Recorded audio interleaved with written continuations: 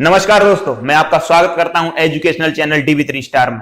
और आज हम बात करेंगे महानदी रिवर के बारे में, महानदी से जुड़ी हुई प्रमुख तथ्यों के बारे में, चीजों के बारे में कि ये कहां से निकलती है, कहां जाके समाप्त होती है। तो वीडियो शुरू करते हैं। महानदी महानदी छत्तीसगढ़ तथा उड़ीसा अंचल की सबसे बड़ी नदी है। नदियों की जल क्षमता के हिसाब से महानदी गोदावरी नदी के बाद दूसरे क्रम पर आती है। महानदी ने छत्तीसगढ़ में सर्वाधिक नदी सभ्यता को जन्म दिया है। महानदी की घाटी की अपनी विशिष्ट सभ्यता है। इस ऐतिहासिक नदी के तटों से शुरू हुई यह सभ्यता धीरे धीरे नगरों तक पहुंची। अब हम बात करेंगे कि महानदी का उद्गम कहां से हुआ है। महानदी का उद्गम रायपुर के समीप धमतरी जिला छत्तीसगढ़ में स्थित सिहावा नामक पर्वत से हुआ है। अब बात करते हैं मुहाने की कि महानदी कहां समाप्त होती है। फॉल्स पॉइंट के निकट बंगाल की खाड़ी में गिरती है महानदी। इसकी लंबाई की बात करें, महानदी की लगभग लंबाई 900 किलोमीटर है। महानदी के उपनामों की बात करें तो महानदी को नीलोत्पला, चित्रोत्पला, छत्तीसगढ़ की गंगा, मंदवाहिनी, महानंदा तथा उड़ीसा का शोक भी कहा जाता है। और अब हम बात करेंगे महानदी की सहायक नदियों के बारे में। बाएं तरफ से शिवनाथ, हंसदेव, मांड, ईव, अरपा आदि। दाहिनी तरफ से बात करते हैं सोंडूर, पैरी, ओंग, जोंक, तेल आदि नदियां महानदी की सहायक नदियां हैं। बात करते हैं महानदी किन किन राज्यों से होकर बहती है, तो छत्तीसगढ़ और उड़ीसा से होकर बहती है महानदी। अब हम बात करेंगे महानदी के किनारे बसे हुए प्रमुख नगर। छत्तीसगढ़ राज्य में सिरपुर, धमतरी, आरंग, शिवरी नारायण, रायपुर, कांकेर, राजिम, चारमा, चंपारण, बिलासपुर।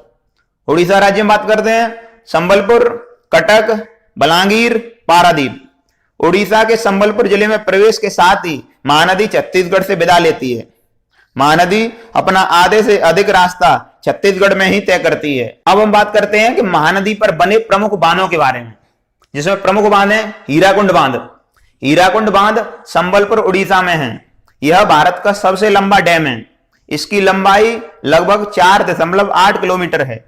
दूसरा रुद्री डैम, तीसरा गंगरेल डैम। अब हम बात करेंगे महानदी का धार्मिक महत्व क्या है एवं महानदी किनारे बसे धार्मिक स्थल कौन कौन से हैं। राज्य में प्रयाग की तरह ही महानदी का सम्मान है। हजारों लोग यहाँ स्नान करने के लिए पहुंचते हैं। शिवरी नारायण में भी भगवान जगन्नाथ की कथा है।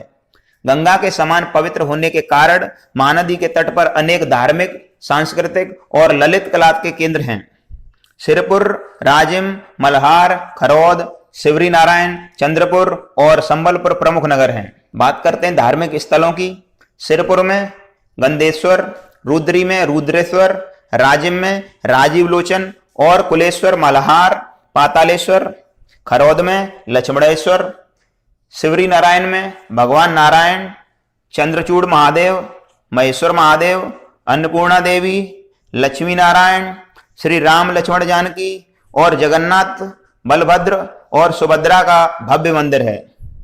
गिरौदपुरी में गुरु घासीदास का पीठ है और तुतरिया में लवकुश की जन्मस्थली वाल्मीकि आश्रम है। चंद्रपुर में मां चंद्रसेनी, संबलपुर में समलेश्वरी देवी का वर्चस्व है। इसी कारण छत्तीसगढ़ में इन्हें काशी और प्रयाग के समान पवित्र और मोक्षदायी माना गया है। शिवरी नारायण में भगवान नारायण के चरण को स्पर्श करती हुई रोहिणी कुंड है, जिसके दर्शन और जल का आचमन करने से मोक्ष की प्राप्ति होती है। अब हम आपको महानदी के इतिहास से थोड़ा रूबरू कराने की कोशिश करेंगे। महानदी के संबंध में भीष्म पर्व में वर्णन है कि जिसमें कहा गया है कि भारतीय प्रजा चित्रोत्पला का जल पीती थी, अर्थात महाभारत काल में महानदी के तट पर आर्यों का निवास था। रामायण काल में भी पूर्व इक्ष्वाकु वंश के राजाओं ने महानदी के तट पर अपना राज्य स्थापित किया था। मुचकुंद, दंडक, कलमाशपाद, भानुमंत आदि का शासन प्राचीन दक्षिण कौशल में था। धन्यवाद। आशा करता हूं कि मेरे द्वारा बनाया गया वीडियो आपको पसंद आया होगा। हमारे चैनल को सब्सक्राइब करें और बेल आइकन दबाएं, जिससे हमारे आने वाले वीडियो के नोटिफिकेशन आप तक पहुंच सकें। इसी तरह के एजुकेशनल वीडियो देखने के लिए हमारे चैनल पर विजिट करें। जय हिंद, जय भारत।